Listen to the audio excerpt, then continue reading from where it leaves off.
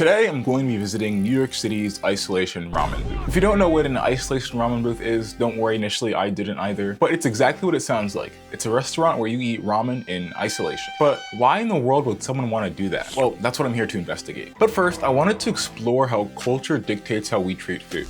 Hey, if you're new to the channel, I do a lot of different types of content, but I know a lot of you liked the last video, and I do plan to do more in that explainer style in the future. But sometimes I just like to pick up the camera and try something new, and it's my channel, I make the rules, so. But I still hope you enjoy because that's all I'm trying to do, you know, educate and entertain.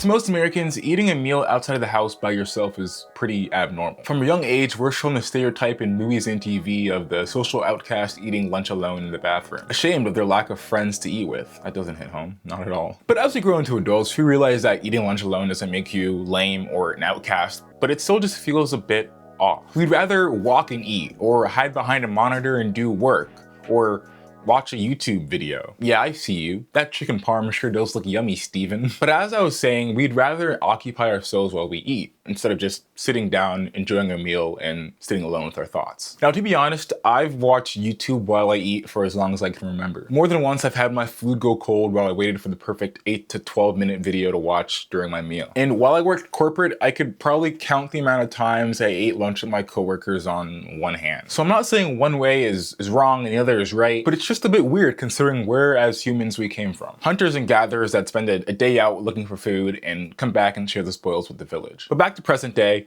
the place we're visiting today is called Ichiran. They claim to be Japan's #1, and excuse my pronunciation, tonkatsu ramen restaurant. Now, I'm not sure if this is a marketing thing, because in New York, there are probably like 1,000 pizza shops named World's Best Pizza. We all know there's only one, and it's called...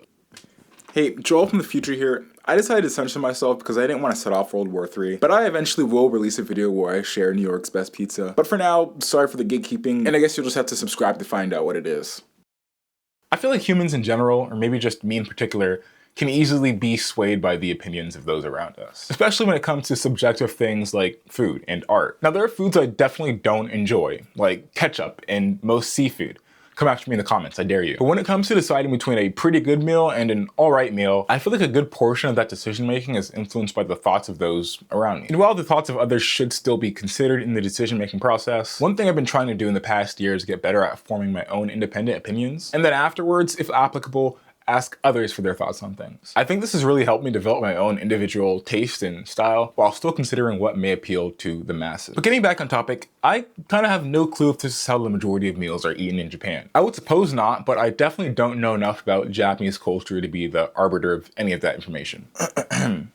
Drink water, kids. But as an overconfident American, I'm gonna share my unprompted opinion. Recently, I watched 2 Apple TV Plus shows, somewhat based in Japan. I know Apple TV Plus gets a lot of hate because literally no one watches it, but lately a lot of my favorite shows have actually been on the platform. But what did I say a couple weeks ago about Apple having a dangerously strong hold on my wallet and life? But the 2 Japanese influenced shows I watched, Drops of God, a drama based on 2 sommeliers competing for an inheritance, and Sunny, a comedy about an American expat investigating the suspicious death of her Japanese husband, have given me the slightest insight on Japanese culture. And one thing I noticed is that presentation and how you present yourself to the world seems to be really important. Whether that be status or achieving certain expectations set by family or society, how you present yourself to the outside world is a common theme, and it can even reflect poorly on your entire family if you mess up. With such a heavy emphasis on appearance, it seems like this could create a heavy mountain of pressure on people and influence how they act in public. And well, I believe as humans, we need some sort of way to relieve all this pressure. And what better way than shutting off your brain, closing yourself from the outside world, and just focusing on food. Yes, you can make a meal at home, but you're not a professional chef. You're definitely not a professional chef. I saw that chicken parm. And takeout never tastes as good as dining in. Have you tried to reheat noodles in the microwave? The soup evaporates and the noodles absorb too much liquid and everything gets weirdly soggy and it's just not a pleasant experience.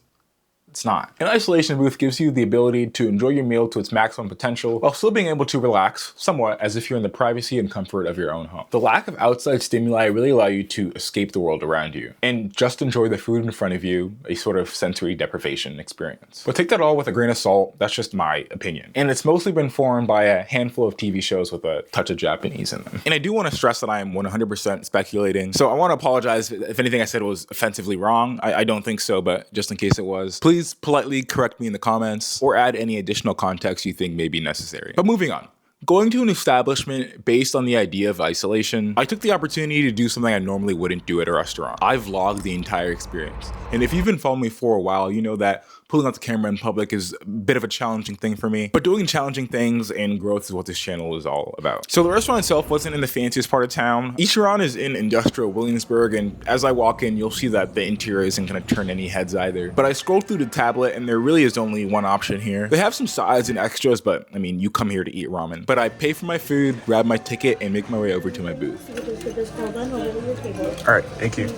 Shortly after arriving, I'm given a short introduction where the server points out a few things about the booth. But this interaction I'm showing you and another employee handing me my meal ticket is really all the human interaction I had to muster through during this entire experience. Even if you want to order more food, they have this little form that you can use so you don't even have to say a word. Not gonna lie, it felt kind of weird at first, but it kind of makes sense. I'm here to eat food. Let's just skip over all the superfluous stuff. But as I explored the booth a little bit more on my own, I found out that dividers are actually removable. So if you want to eat in isolation with someone else, you can also do that. But to be honest, personally, I kind of feel like that defeats the purpose. Because at one point during my meal, the conversations others were having got kind of too loud and distracting. So I had to put in my noise canceling earbuds to block them out. Of course, I wasn't upset. There isn't like a no talking or a whisper only rule, but I found the silence to be a lot more enjoyable. But about 5 to 10 minutes later, a mysterious set of hands pushed a covered bowl through the window, but before I could eat this food, I had to get a bit of water because unfortunately I don't do great with spice. Now I do wish this was like the one thing they kind of did serve for you. It feels a bit weird to get up from my seat at a restaurant to grab water. It gave me college dining hall vibes, but alas, I got my water, went back to my seat and began to dig in. But as I started to eat, I realized I wasn't really sure how to use the spoon. I first tried to use it as kind of a catch for noodles that fell out of my mouth. Then I tried using it as sort of a mini bowl, putting a bit of soup in there and putting some ramen on top. Now this way it did feel wrong as I was doing it, but I just had to commit. But then I thought, why not just search it up? So I searched the correct way to eat ramen. I got a few AI answers on the top that really weren't that helpful at all. It was asking me for my opinion for some reason. Like I came to Google for someone else to tell me what to do, not to embark on a spiritual journey. But at the bottom, the AI did give me a couple good tips, so it wasn't completely useless. However, the first human response did give me a clear answer. A totally reputable site called souschef.co.uk said, yes, you should drink the broth, and that was good enough for me. Even though ramen isn't British and British cuisine looks like this, there is at least one notable British chef, and who knows, maybe this is his website. So I started using the spoon, as you wouldn't guess it, a spoon. But then I took a big slurp of the chili paste and it got stuck in my throat, and it was pretty painful, so I had to take a huge gulp of water. Like no joke, this actually hurt like a lot. I started crying a bit, but I powered through and I got through it. Now at this point, my little ADHD brain almost instinctively forced me to start scrolling my phone. But then I remembered, no, you have to be mindful. And for once in my life, I started to observe the world around me. And I realized there was quite a lot in my little space. The restaurant has a bit of information about their history and process posted at the top of the booth. So I read that, and as I continued to eat the ramen, the noodles started to actually cool a bit, and I was really able to appreciate the different flavors interacting in my mouth. It kind of felt like that scene from Ratatouille where Remy mixes the fruit and the cheese and his brain enters this sort of like culinary nether sphere. But that experience didn't last long, as I kind of finished my bowl quicker than expected. They make it look like there's a lot more food in the bowl than there actually is, because the bowl's interior depth is only about half the actual height of the bowl. And also, if anybody wants to tell me what these characters at the bottom of the bowl mean in the comments down below, I'd greatly appreciate that. But the cool thing about the isolation booth was that I was able to learn about and enjoy my meal without the pressure of others looking at me and judging. If I made a mistake or literally had to search up how to eat food, no one could judge me. And it really is a bit freeing knowing that you can act without having to worry about making mistakes. So naturally, I decided to post this video on the internet so thousands of people could look at it and, potentially judge me.